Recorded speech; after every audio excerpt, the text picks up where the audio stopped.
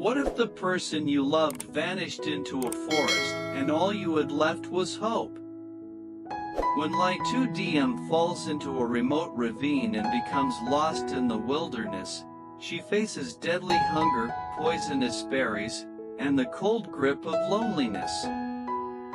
Meanwhile, Toan, her fiancé, launches a desperate, heart-wrenching search that leads to a horrifying call from the police: a body has been found. But what happens next will restore your faith in miracles. Don't forget to like, share, and subscribe for more emotional, cinematic stories that touch the soul. Now, let's dive into this unforgettable journey of love and survival.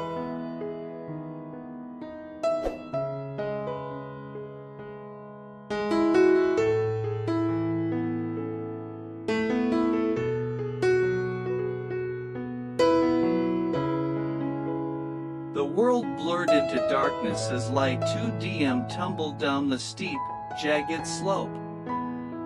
Her scream was swallowed by the vast canopy of the forest, and the thud of her body against the earth was followed by silence and eerie, absolute quiet.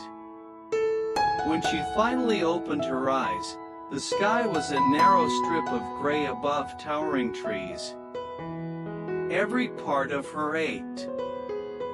Her clothes were torn, her knees bruised, and a deep gash ran across her arm. But the pain was nothing compared to the paralyzing fear setting in. She was completely alone in the middle of an uncharted forest. No cell service. No food. No clear direction. The only sound she could hear was the occasional cry of distant birds and the rustling of leaves in the wind. Diem had never felt so small and helpless. Her body was exhausted, but she knew she couldn't afford to stop. She forced herself to stand, leaning on a broken tree branch for support. The air was damp, thick with the scent of moss and rotting wood. Each step felt heavier than the last as she wandered deeper into the forest, trying to find any sign of life, any sign of rescue. Hunger came quickly. The second day in the forest, her stomach groaned with emptiness. She had found a stream to drink from, but food was another matter. Desperation drove her to eat a few berries hanging from a low bush, small, red, and bitter. That night, she curled up beneath a fallen tree, her hands clutched tightly around her midsection.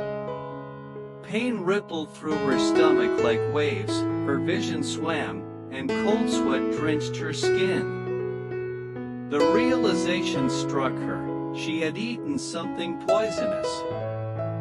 Diem didn't sleep that night. Her body trembled violently as she fought against nausea and cramping. Tears slipped silently down her face. In the pitch-black darkness, the forest seemed alive, every sound amplified, every whisper of wind like a threat. She wrapped her arms around herself and rocked gently, whispering the only name that brought her any comfort: Toan, please find me. By the fourth day, her energy had nearly vanished. The dizziness returned each time she tried to stand. Her lips were dry and cracked, her throat parched despite the fresh water she drank. She could no longer tell which fruits were safe or not, and the risk of another mistake haunted her with every bite. Her body was slowly breaking down, but her love for Toan held her spirit together. She remembered their last moment before the trip. He had kissed her forehead, teasingly called her his brave little mountain goat, and promised he'd be right behind her when she went off to collect bamboo shoots. But he never saw her fall. He didn't know she had slipped off the cliff's edge. Still, she believed he was out there, looking for her. That belief became her lifeline. In those lonely, agonizing days, Ly Tu Diem discovered what it truly meant to survive, not just in body, but in soul. She wasn't just fighting against nature, but against despair, loneliness, and time. Every sunrise was a small miracle, and every breath was a silent prayer. Please, just one more day. Just one more step. Let him find me.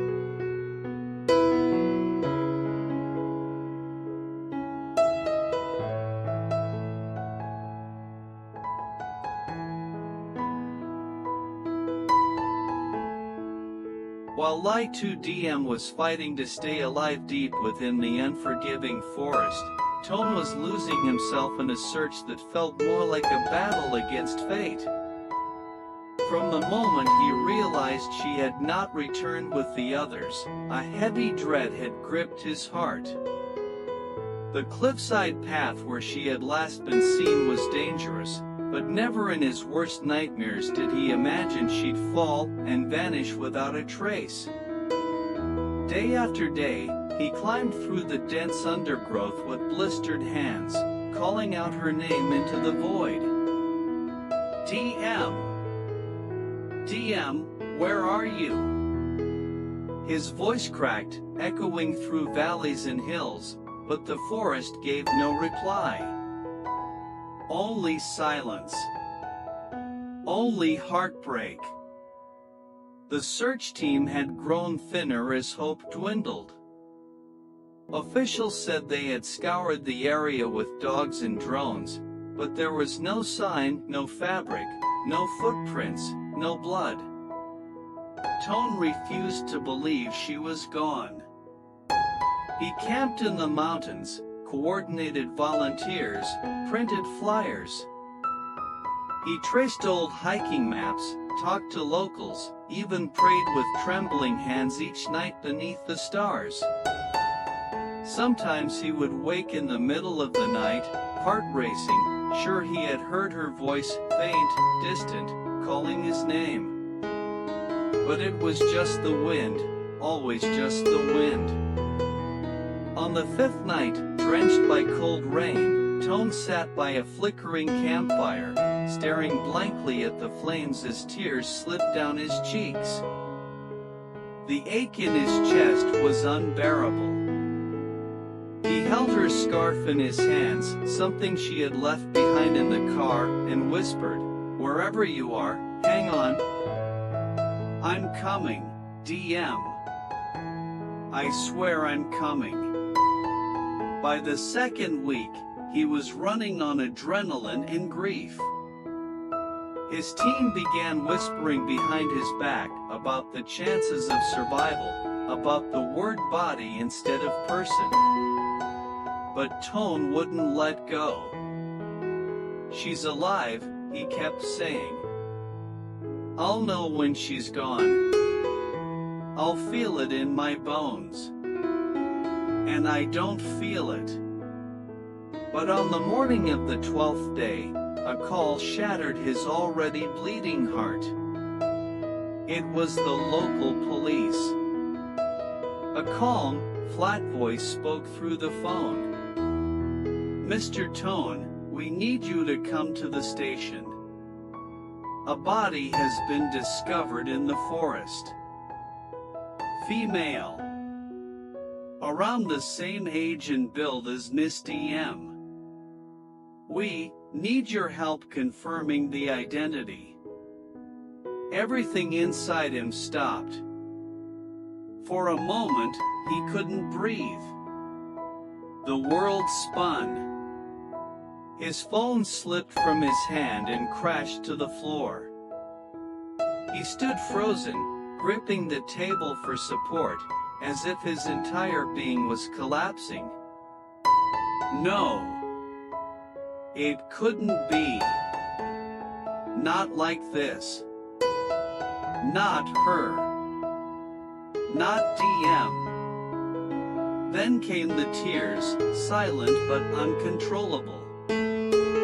He stumbled to his car, started the engine with shaking hands, and sped through the winding mountain roads like a man possessed.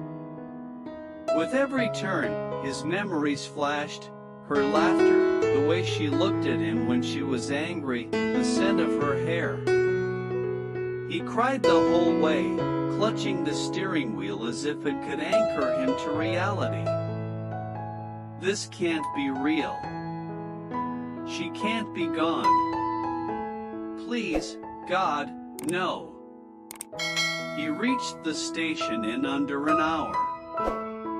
The officers led him to a quiet room in the back, where a body lay covered on a stretcher.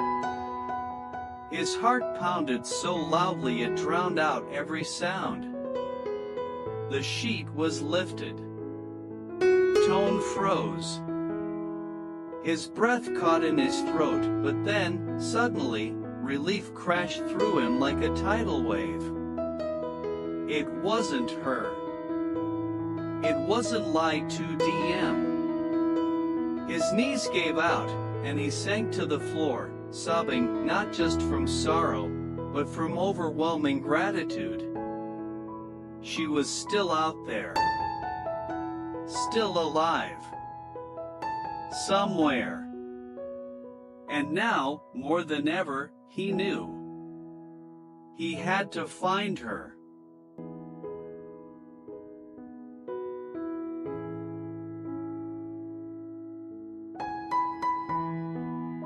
The moment Toan dropped to his knees, the officers moved silently around him, respectfully giving him space. His face was wet with tears, tears of unspeakable pain and overwhelming relief. He wasn't sure how long he knelt there, heart thudding like a war drum. The body on the stretcher wasn't Ly Tu Diem. It was someone else's tragedy, but not his. She was still out there. When Toan finally stood, legs trembling, a strange fire lit behind his eyes. The past days had drained him, beaten him down, broken parts of him he thought were unshakable. But now he had something stronger than desperation. He had confirmation that she was still alive. "Thank you," he murmured hoarsely to the officers. "But my fiancée is still in that forest. I'm going back." No one tried to stop him. They could see it in his eyes, he wouldn't listen. Back in the mountains, Toan's search took a new shape. He stopped relying on maps and technology. Instead, he followed his instincts, her habits, her sense of direction, even her favorite types of plants.